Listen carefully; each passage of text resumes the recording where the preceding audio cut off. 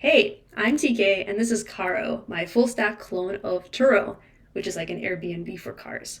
I built this using the Rails React full stack. I'm using PostgreSQL as my database, using lots of JavaScript, and also a lot of CSS.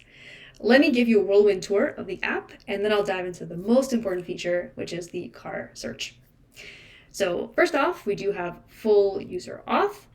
Bcrypt is what I'm using for password hashing. Once we log in, we can take a look at some of the CRUD features. I have favorites.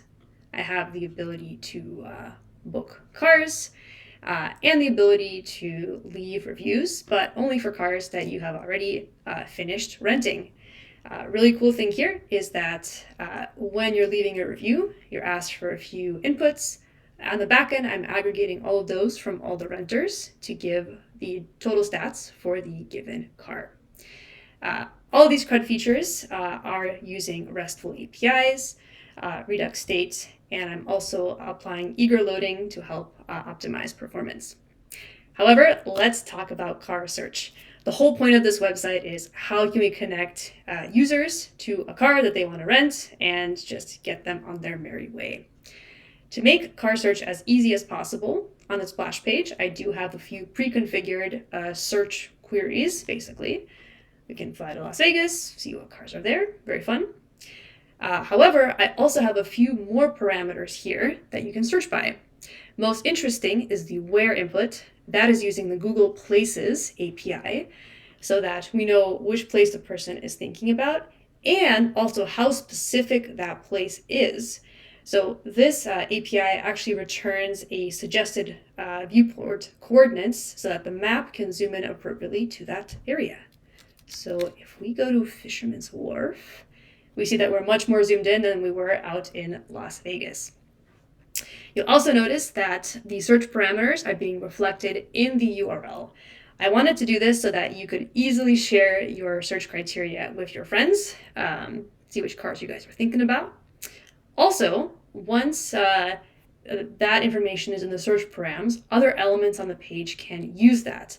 So the car book, for example, is able to pull the dates that we were searching so that it's as easy as possible for you to just click book this car. Cool.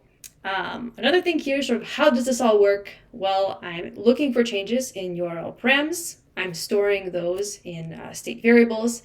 If there is a change, I'm firing off a backend request to filter down the list of cars, which then gets reflected in the list here as well as on the map here.